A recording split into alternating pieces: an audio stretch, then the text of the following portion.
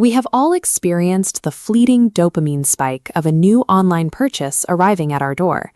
In that moment, the pristine cardboard box holds a quiet promise that our lives are about to become a little easier, a little healthier, or a little more organized. But within a few weeks, that initial excitement degrades. The daily routine takes over, the promise is forgotten, and the once desired item is pushed to the back of a drawer, entirely abandoned. This chart maps a specific tension. As the possession line climbs toward the top of the frame, our reported levels of life satisfaction move in the opposite direction. Despite owning more than any generation before us, the volume of our goods has not reduced the weight of our daily stress. The issue lies in what we actually think we're purchasing. When we click buy on a productivity app, a fitness gadget, or a self-help book, we rarely care about the utility of the object itself. We are purchasing the promises attached to it. When those items eventually become forgotten clutter filling our garages and closets, they transform into something heavy. They sit there as physical monuments to the idealized versions of ourselves we wish to become, constantly reminding us of habits we never formed. To understand the weight of our possessions, we have to stop categorizing them by the physical rooms they sit in. Instead, we need to map them along a psychological timeline of our past, present, and imagined futures. Viewing a home not as a storage unit, but as a map of our own internal timelines provides a different way to audit these items. To do that, we look toward a specific cultural framework. The first trap we fall into is the fantasy future.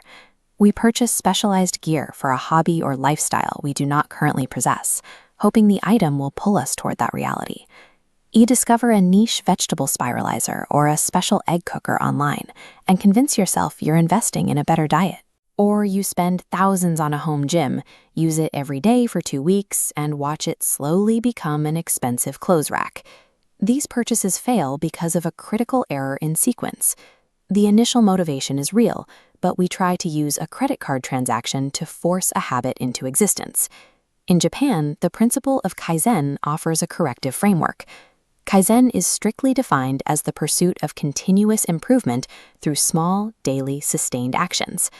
Under the Kaizen rule of sequence, the habit must be proven and sustained for months first.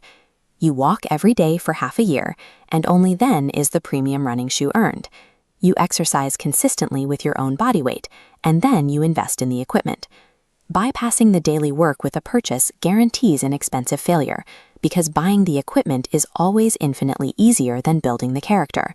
We don't just buy for a fantasy. We also buy out of anxiety, falling into the backup illusion, where we endlessly stockpile basic goods. Extra shampoo, extra snacks, extra batteries, and then backups for the backups. A study of a family in Chicago that tracked their pantry inventory for 6 months revealed exactly where this leads. Despite their careful stockpiling, they threw away hundreds of dollars worth of expired, forgotten food every single year. This attention versus volume graph illustrates the mechanism. Increasing inventory creates blindness. The spotlight of human attention shrinks, leaving possessions in the dark. We counter this with the Japanese philosophy of Mottainai, an intentional respect for things. As excess drops, our attention expands, illuminating what remains. Households adopting this practice replace items only when they are entirely depleted. This constraint forces hyper-awareness, ensuring every purchase is intentional and every item earns its place on the shelf. True peace of mind doesn't come from hoarding endless backups for an anxious future.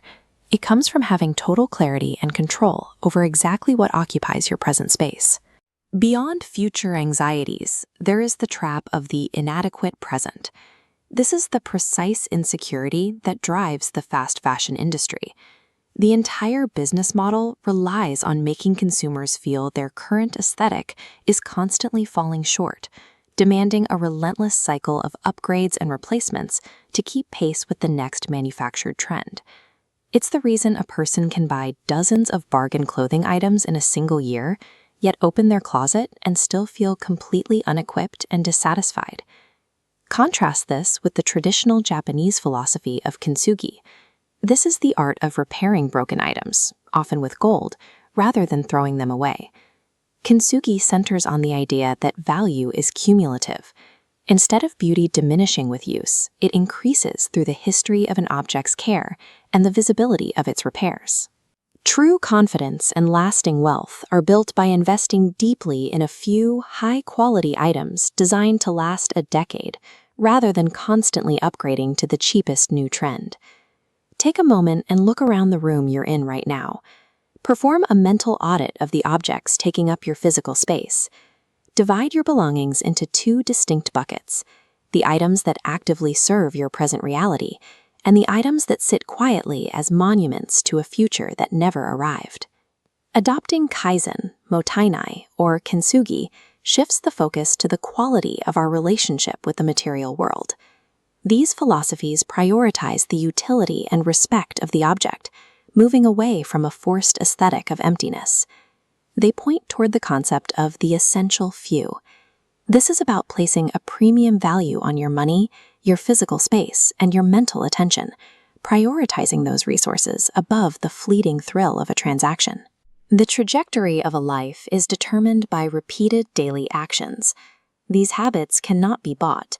They are carved out through time and effort. In a culture completely obsessed with accumulation, the fastest and most effective route to improving your life is often found by stripping away the excess and simply needing less.